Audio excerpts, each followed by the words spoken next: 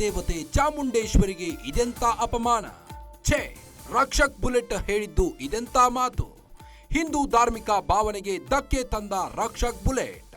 Pant shirt ಹಾಕಿಕೊಂಡಂತೆ ಹೋಲಿಸಿದ Rakshak. Reality ಶೋನಲ್ಲಿ ವಿವಾದಿತ ಡೈಲಾಗ್ ಹೊಡೆದ ರಕ್ಷಕ್.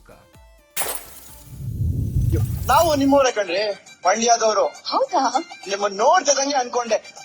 ತಾಯಿ ಚಾಮುಂಡೇಶ್ವರಿನೇ ಬೆಟ್ಟದಿಂದ ಇಳಿದು ಬಂದು ಸೀರೆ ಒಡವೆ ಎಲ್ಲ ಬಿಚ್ಚಿಟ್ಟು ಪ್ಯಾಂಟು ಶರ್ಟ್ ಹಾಕೊಂಡು ಸ್ವಿಟ್ಜರ್ಲ್ಯಾಂಡ್ ಅಲ್ಲಿ ಒಳ್ಳೆ ಟ್ರಿಪ್ ಹೊಡಿತಿದಾರೆ.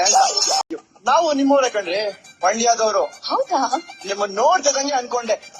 ತಾಯಿ ಚಾಮುಂಡೇಶ್ವರಿನೇ ಬೆಟ್ಟದಿಂದ ಇಳಿದು ಬಂದು ಸೀರೆ ಒಡವೆ ಎಲ್ಲ ಬಿಚ್ಚಿಟ್ಟು ಪ್ಯಾಂಟು ಶರ್ಟ್ ಹಾಕೊಂಡು ಸ್ವಿಟ್ಜರ್ಲ್ಯಾಂಡ್ ಅಲ್ಲಿ ಒಳ್ಳೆ ಟ್ರಿಪ್ ಹೊಡಿತಿದಾರೆ.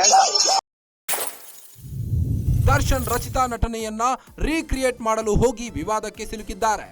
ಯುವತಿಗೆ ಹೊಗಳುವ ಬರದಲ್ಲಿ ರಕ್ಷಕ್ ಬುಲೆಟ್ ವಿವಾದಕ್ಕೆ ಸಿಲುಕಿದ್ದು, ತಾಯಿ ಚಾಮುಂಡೇಶ್ವರಿನೇ ಬೆಟ್ಟದಿಂದ ಇಳಿದು ಬಂದವರೇ, ಸೀರೆ ಒಡವೆ ಎಲ್ಲ ಬಿಚ್ಚಿಟ್ಟು ಪ್ಯಾಂಟು ಶರ್ಟು ಹಾಕಿಕೊಂಡವರೇ, ಸ್ವಿಟ್ಜರ್ಲ್ಯಾಂಡ್ನಲ್ಲಿ ಒಳ್ಳೆ ಟ್ರಿಪ್ ಹೊಡಿತಾ ಇದ್ದಾರೆ ಎಂದ ರಕ್ಷಕ್.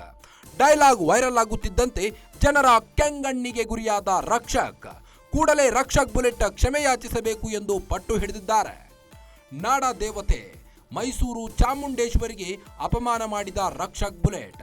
ಹೀಗಾಗಿ ವಿವಾದಕ್ಕೆ ಸಿಲುಕಿದ್ದಾರೆ ಈಗ ರಕ್ಷಕ್ ಬುಲೆಟ್. ರಕ್ಷಕ್ ಬುಲೆಟ್ ಹೇಳಿದ್ದು ಇದೆಂತ ಮಾತು ಗೊತ್ತಾ? ಪ್ಯಾಂಟು ಶರ್ಟು ಹಾಕಿಕೊಂಡಂತೆ ರಕ್ಷಕ್ ಬುಲೆಟ್ ತಾಯಿ ಚಾಮುಂಡೇಶ್ವರಿಯನ್ನ ಹೋಲಿಸಿದ್ದಾರೆ.